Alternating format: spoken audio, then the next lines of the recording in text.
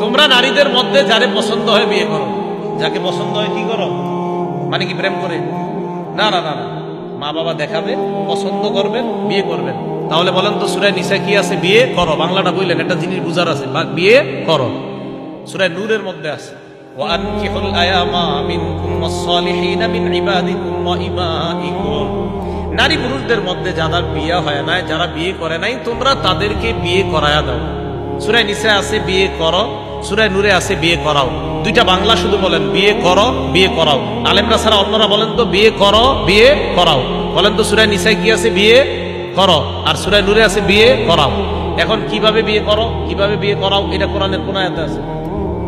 আল্লাহ শুধু বলছে বিয়ে করো, আল্লাহ বলছে বিয়ে করাও। স্বামী একজন ছেলে একটা মেয়েকে বলবে এত লক্ষ টাকা দেন মোহর বেবাদ। আব্দুর রহমানের মেয়েকে আমি 1.5 লক্ষ টাকা দেন মোহরের বিনিময়ে আমি বিয়ের প্রস্তাব করলাম। এই যে কথাগুলা কোরআনের কোন আয়াতে লেখা আছে? কোরআনে আছে বিয়ে করো, কোরআনে আছে বিয়ে করাও।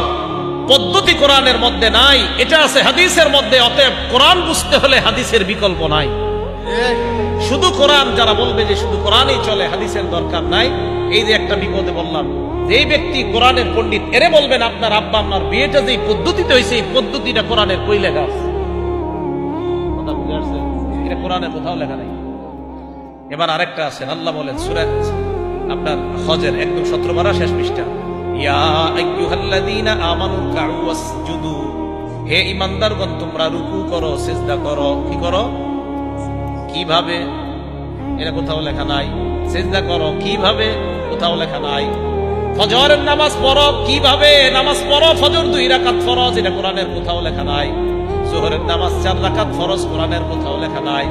আসর 4 রাকাত ফরজ, কোরআনের কোথাও লেখা নাই। মাগরিব 3 রাকাত ফরজ, কোরআনের কোথাও লেখা নাই। এশার নামাজ 4 রাকাত ফরজ, কোরআনের কোথাও লেখা নাই। যারা বলে কোরআন থাকতে হাদিসের প্রয়োজন নাই, তাদের টার্গেট হলো আপনাদেরকে তারা মসজিদ থেকে বের করে নামাজ থেকে দূরে সরাইতে চায়। কারণ এরা একসময় আপনার ওই গুরু ঠাকুররা আপনারে বলবে কি জানেন, এক সময় এই কোরআনে নামাজ করো আছে, রুকু করো আছে, সেজদা করো আছে, তুই মসজিদে যেই নিয়ম বলছো এটাকে আছে, তা আপনিও বলবেন না। অলরেডি ফেসবুকে এই জাতীয় দাওয়াত চলতেছে।